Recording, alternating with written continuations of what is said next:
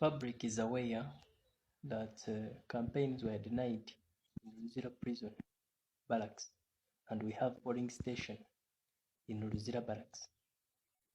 Now rumors are coming that there will not be privacy. Officers will vote in front of their bosses.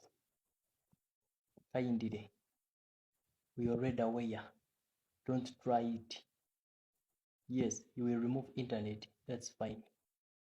But after you bring it back, you'll be held accountable. It's secret ballot. Don't make officers to vote either on camera or under the supervision of their bosses. Please don't be tempted. You refuse the campaign and we accept it. But leave officers to do what they must do. The information goes to the people who are responsible of Luzira Barracks complex.